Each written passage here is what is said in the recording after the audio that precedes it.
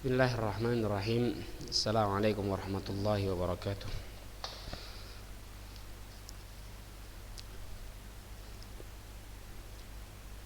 Alhamdulillahi wa kafa.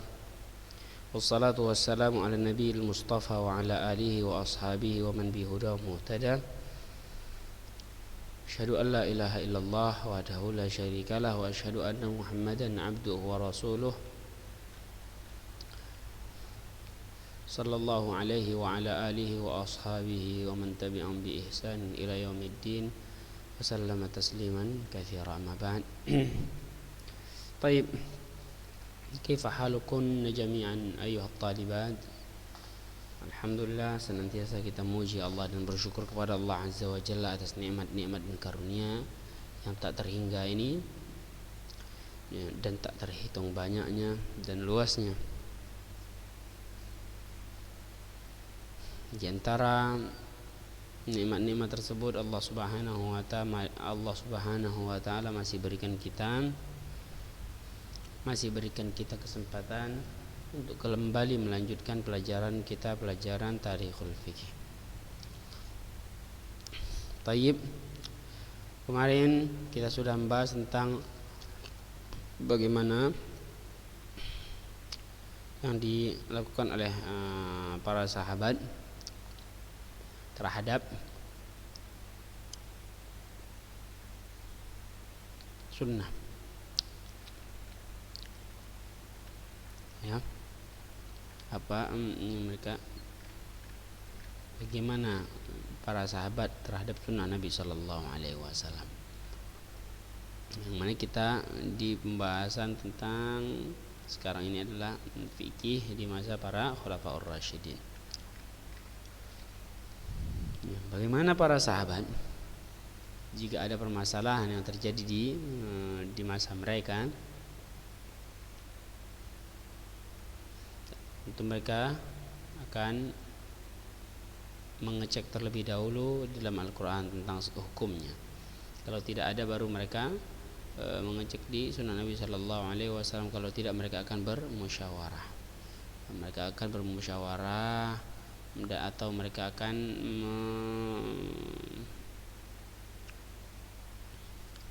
memperhatikan perkara-perkara yang serupa dengan perkara-perkara yang serupa yang terdapat permasalahannya dalam Al-Quran atau dalam Sunnah. Mereka satukan dan lain sebagainya.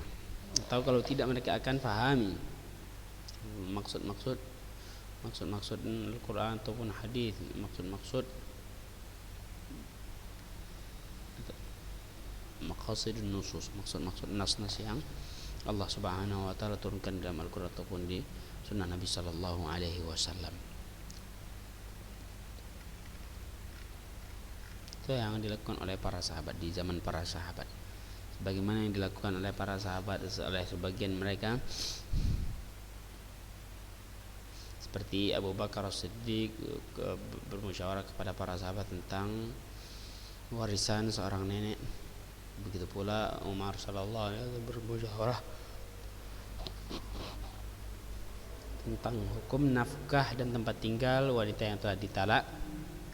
Begitu pula ia bermusyawarah tentang diatul asabi', tentang denda jari-jari ataupun denda dari janin yang gugur karena sebab oleh seseorang. Wa ghairu dzalika minal masail allati jaddat hinama tawassa'at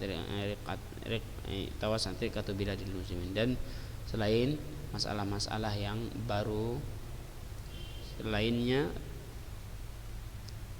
oleh sebab meluasnya daerah kekuasaan kaum muslimin. Itu sudah kita jelaskan kemarin. Kita lanjutkan. Rawa Ibnu Sa'ad bisanadihi. Ibnu Sa'ad dengan sanadnya berkata, qal an Abdurrahman bin Qasim an abihi anna Abu Bakr As-Siddiq idza nazala bihi amrun yuridu fihi musyawarata ahli ar-ra'yi wa ahli al-fiqh da'a rijalan minal muhajirin wal ansar. Ini sudah kita baca kemarin bahwasanya Ibnu Sa'ad meriwayatkan dengan sanadnya, yaitu apabila Abu Bakar As-Siddiq ingin bermusyawarah tentang sebuah perkara masalah fikih, ia akan memanggil orang-orang dari kalangan Muhajirin dan Ansar, di antaranya Umar, Utsman, Ali, Abdurrahman bin Auf, Muadz bin Jabal, Ubay bin Ka'ab, Zaid bin Thabit. Ini orang-orang yang dipanggil oleh Abu Bakar. Dan seluruh mereka adalah orang-orang yang memberikan fatwa di masanya Abu Bakar. Kemudian Umar radhiyallahu anhu juga demikian. Dan begitu pula Khalifah Utsman, Ubay wa Zaid. Kemudian waqad kataba Umar bin Khattab, ini Umar bin Khattab radhiyallahu anhu juga telah menulis sebuah pesan kepada Qadhi Shuraih menjelaskan tentang bagaimana cara beristinbat. Ini juga sudah kita jelaskan. Warawa Ibnu Qayyim, dan Ibnu Qayyim rahimahullah taala berkata, wa fi kitab Umar bin Khattab ila Shuraih. Ini juga sudah kita jelaskan apa isi pesan Umar untuk Shuraih. Ini sudah kita jelaskan kemarin.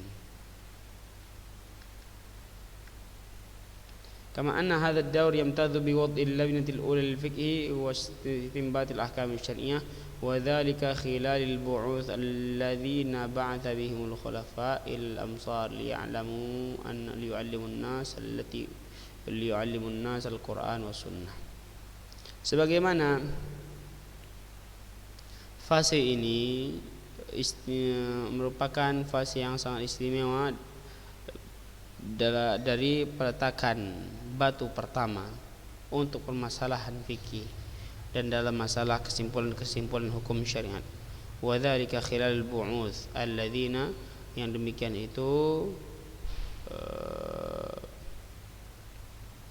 itu pada sesi al-bu'uts alladzina ba'atha bihimul khulafa ilal amsar, pada masa-masa para khulafa mengirim utusan-utusan mereka untuk mengajarkan manusia Al-Quran dan Sunnah.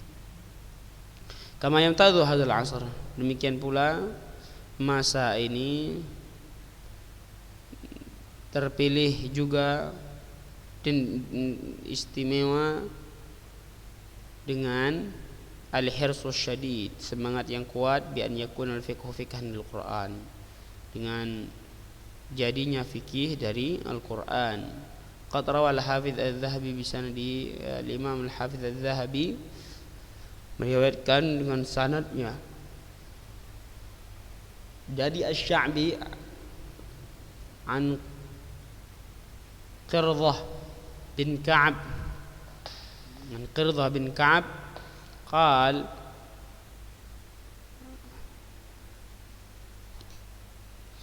Lamma sayyarana Umar ila al-Iraq masya ma'ana, tatkala Umar mengirim atau mengutus kami ke Irak, dia berjalan bersama kami. Waqal atadruna lima syayya'tukum, kalian tahu kenapa aku hantarkan kalian?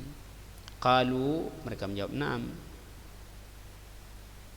mukarrimah lana, sebagai penghormatan untuk kami. Qala wa ma'a dzalika fa innakum ta'tuna ahla qaryah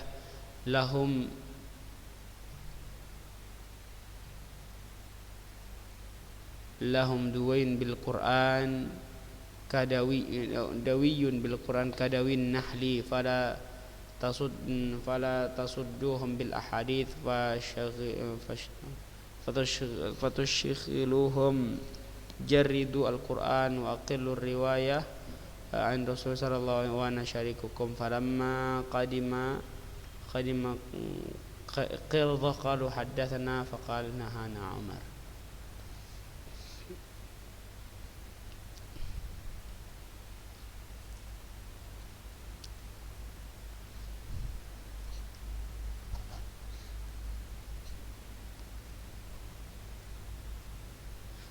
Jadi riwayat ini tatkala Umar menemani mereka, Umar mengatakan bahwasanya wa madzalika fa innakum ta'tuna ahla qaryah, kalian sesungguhnya mendatangi sebuah kampung yang mereka memiliki dawiyun bil Quran kadawin nahli, ولا تصدوهم بالأحاديث فتشغلوهم جردوا القرآن وأقلوا الرواية عن رسول صلى الله عليه وسلم وأنا شريككم فلما قدم قالوا حدثنا فقال نهانا عمر. Baik, demikian cara maksudnya adalah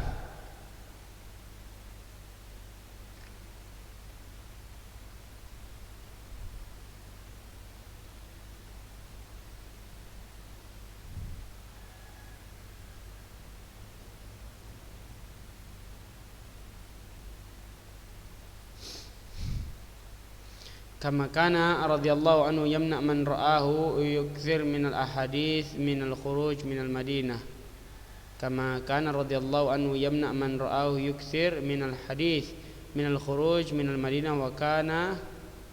وكان من كبار الصحابة من الخروج ذلك خشية أن يفتن بهم الناس وخشية أن يكثروا الحديث عن رسول صلى الله عليه وسلم فيقل الاهتمام بالقرآن ثم تلتبس السنة بالقرآن وخاصة أن القرآن لم يكن مدونا وكان عمر رضي الله عنه يمنع من رآه يكثر من الحديث من الخروج من المدينة للأسباب التالية.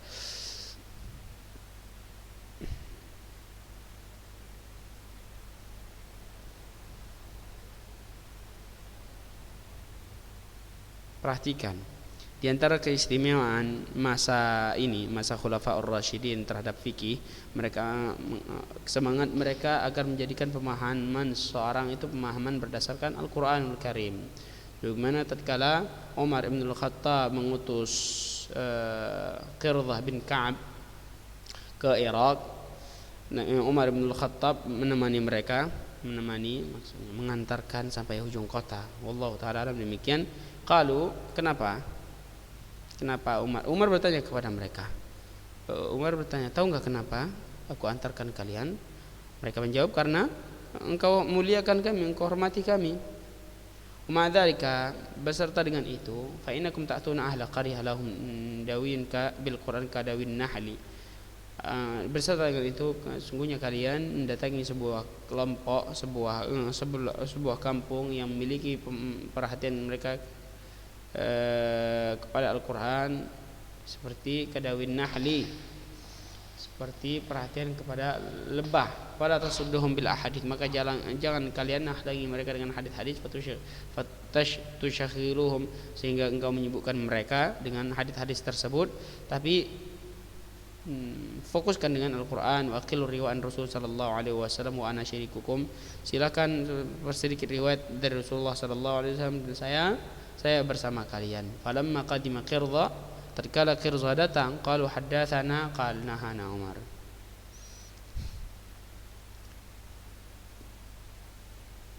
Dawi, Ustaz belum fahami dawi, apa arti dawi? Allahu akbar, ya Rabb. Astaghfirullah.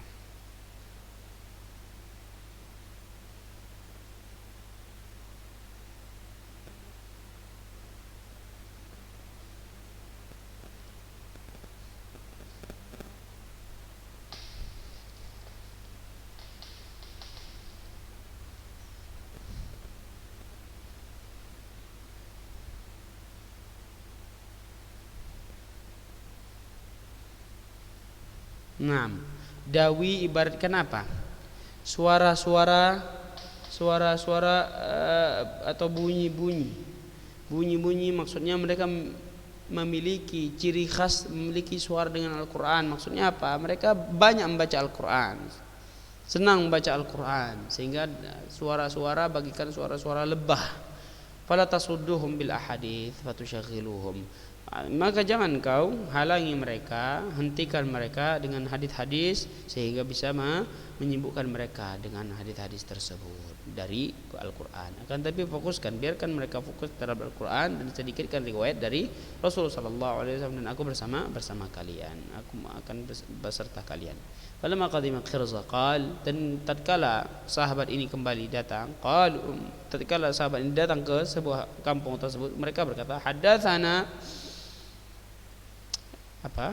Mereka berkata, haddatsana kami mendengar hadis dari Nabi sallallahu alaihi wasallam, maka kita berkata nahana Umar melarang. Seperti itu. Intinya Umar bertujuan agar mereka tetap fokus ke Al-Qur'an. Demikian pula Umar bin Al-Khattab radhiyallahu anhu melarang orang yang berbanyak riwayat hadis, memperbanyak riwayat terhadap hadis dan keluar dari Madinah, keluar dari kota Madinah. Dan Umar bin Al-Khattab radhiyallahu anhu juga melarang pembesar sahabat untuk keluar dari kota Madinah karena khawatir mereka akan terfitnah oleh manusia dan khawatir mereka akan berbanyak hadis dari Rasulullah sallallahu alaihi wasallam fayaqillul ihtimam bil Quran, sehingga perhatian mereka terhadap Al-Qur'an sedikit. Tsumma taltabisus sunnah bil Quran, kemudian juga bisa mencampur adukan antara sunnah dengan Al-Qur'an. Wa bi khasatin anna Al-Qur'an lam yakun mudawwanan, khususnya lagi bahwasanya Al-Qur'an belum ketika itu belum dikumpulkan. Wa kana Umar radhiyallahu anhu yamna man ra'ahu yukthir minal hadits, dan bahwasanya Umar bin Khattab radhiyallahu anhu yamna man ra'ahu yukthir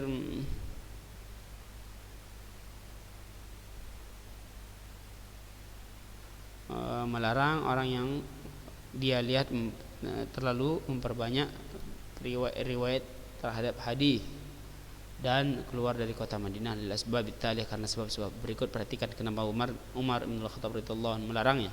Annahu yara anna ahl Madinah bihajatin ilaihim akthar min ghairihim.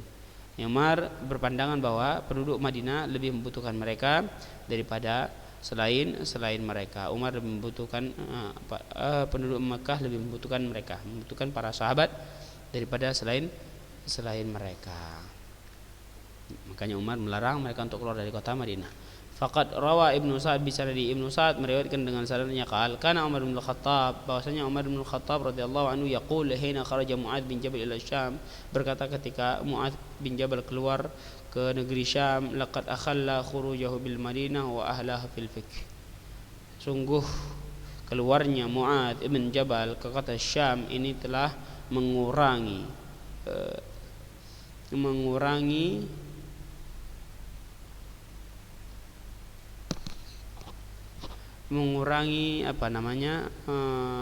pengetahuan penduduk Madinah terhadap fikih, wa makana yuftihim bihi, dan apa yang difatwakan oleh Mu'adz bin Jabal kepada mereka. Walaqad kuntu kallamtu Abu Bakr rahimahullah an yahbisahu li hajatin nas ilaihi fa aba alaihi. Dan aku dahulu telah berbicara kepada Abu Bakar As-Siddiq radhiyallahu an rahimahullahu taala an yahbisahu, agar untuk menahan Mu'adz bin Jabal keluar dari kota Madinah karena memperhatikan kebutuhan manusia terhadap beliau, terhadap Mu'adz bin Jabal. Namun ditolak oleh Abu Bakar As-Siddiq. Wa qala rajulun arada wajhan yuridu syahadah fala ahbisahu. Dan Abu Bakar berkata, seorang laki-laki yang menginginkan wajah Allah dan menginginkan syahada, mati syahid, maka aku tidak akan menahannya. Faqultu wallahi innar rajul la yarzuqa syahada wa huwa ala firashi wa fi baiti.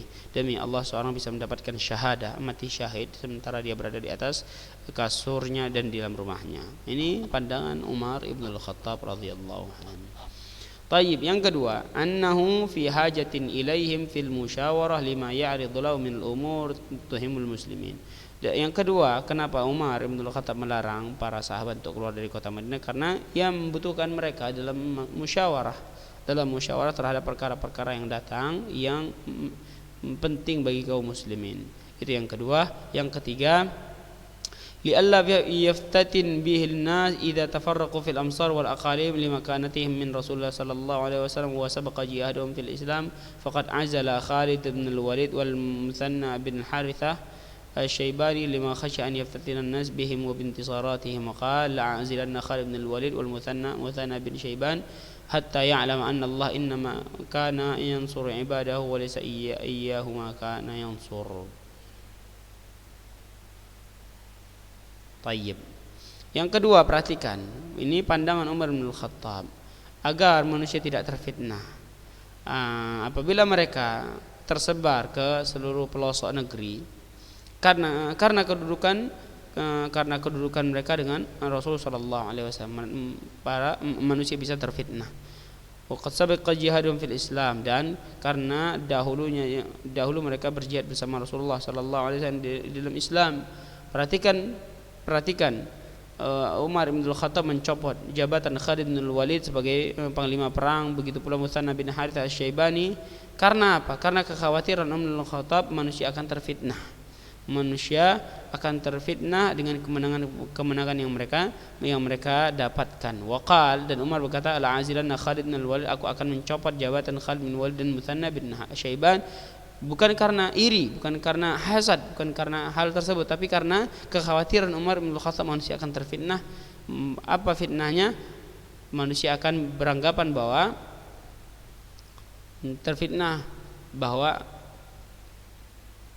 agar manusia itu sadar, tatkala Umar mencopot jabatan Khalid bin Walid dan Musanna bin Syaiban, mereka tahu bahwasanya yang menolong mereka, yang memberikan kemenangan kepada mereka adalah Allah Azza wa Jalla, bukan karena dua orang tersebut.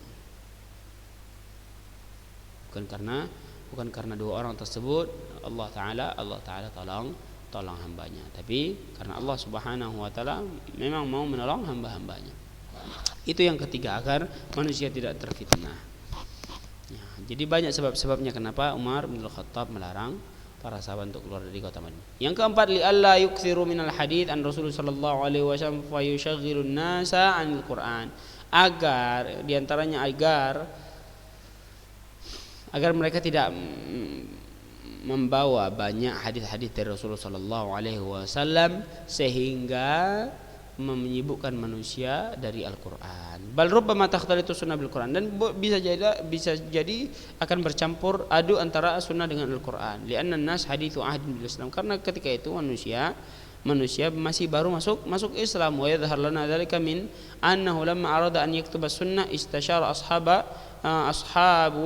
Rasulullah sallallahu alaihi wasallam fi dzalika fa asharu alaihi an yaktubaha fa tafiqa yastakhirullah syahran thumma asbaha yawman wa qad azimallahu lahu faqala inni kuntu uridu an aktuba sunan wa inni dzakartu qauman qablakum katabu kutuban fa akabbu 'alaiha wa taraku kitaballah wa inni wallahi la ulbisu kitaballah bi syai'in abadan. Perhatikan, karena ketika itu manusia baru masuk Islam. Wa idhar lana, dan semakin jelas untuk kita, min annahu lamma arada an yaktuba sunnah, ketika ia hendak menulis hadis-hadis Nabi sallallahu alaihi wasallam, ia bermusyawarah kepada para sahabat. Lalu mereka memusyawarahkan, menyarankan untuk menulisnya. Fatafiqa yastakhirullah syahr, lalu dia mulai untuk beristikharah, minta kepada Allah Subhanahu wa taala dengan cara beristikharah selama sebulan. Thumma asbaha yawman wa qad azamallahu lah. Kemudian pada suatu pagi, setelah dia beristikharah selama sebulan, pada pagi harinya Allah Subhanahu wa taala telah mengazamkan bagi dirinya untuk menulis as-sunnah, hadis-hadis Nabi sallallahu alaihi wasallam. Faqal, dan ia berkata, ini kuntu uridu an aktuba sunan, sungguhnya dahulu aku menginginkan untuk menulis sunnah-sunnah Nabi sallallahu alaihi wasallam. Wa inni dzakartu qauman qablakum katabu kutuban, dan aku ingat dahulu ada suatu kaum sebelum kalian menulis kitab, fa'akabbu 'alaiha, lalu mereka berusaha untuk menulisnya, wa taraku kitaballah, terlalu fokus dalam menulis sunnah-sunnah tersebut, mereka akhirnya meninggalkan kitabullah. Wa inni wallahi, dan demi Allah sungguhnya aku tidak akan mencampurkan antara kitabullah dengan suatu apapun. Waqad kana lil khilafat as-siyasiyah, dan bahwasanya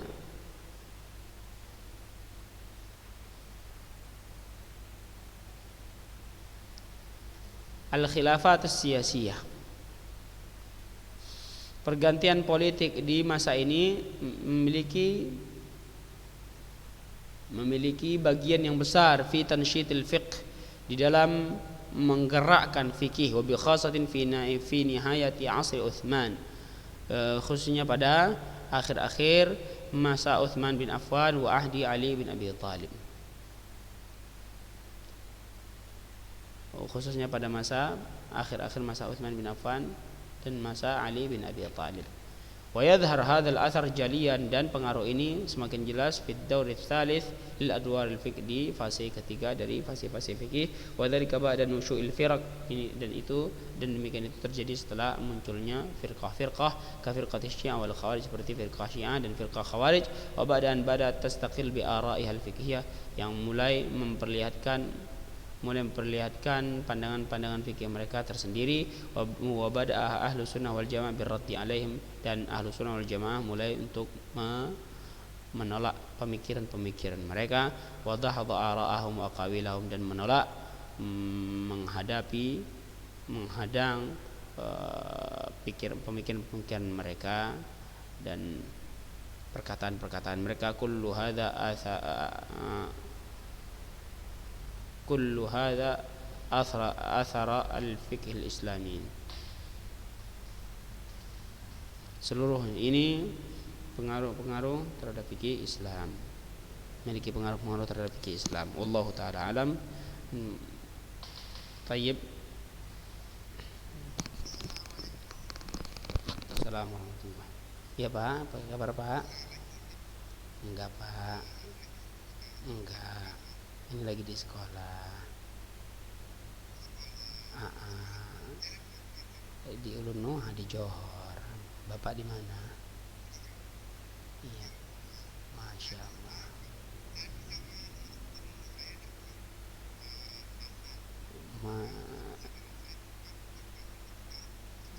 Bahan, masya Allah. Iya, udah selesai. Masya Allah. Iya. Tapi yang perlu Anda sampaikan sama Pak Loli, pertama Ustadz Arif dia kan lagi keluar kota. Makanya hari ini nggak kajian di tempat Pak Loli. Jadi Ustadz Arif keluar kota. Itu masalahnya. Oh gitu, boleh kalau atur waktu sih kita boleh-boleh aja. Hari Kamis insya Allah, kan sore kan meetingnya kan? Kalau sore bisa insya Allah. Khair insya Allah Pak Loli ya. Tayyib, jazakumullah khairan Pak Loli, sama-sama Pak Loli. Ya. Waalaikumsalam warahmatullahi wabarakatuh. Tayyib, ya kemungkinan itu saja yang bisa Ustaz sampaikan kepada antun semuanya. Ustaz mohon maaf karena kurang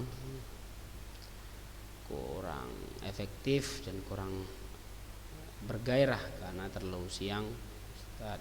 Kemudian ini juga karena rekaman juga. Nah, insyaallah kita usahakan di pertemuan berikutnya akan kita ulang biar lebih jelas lagi tentang permasalahan ini insyaallah. Sallallahu wasallam ala nabiyina Muhammad wa ala alihi wa ashabihi ajma'in. Kita tutup. Subhanakallahumma wa bihamdika asyhadu an la ilaha illa anta astaghfiruka wa atubu ilaik. Assalamualaikum warahmatullahi wabarakatuh. Nah.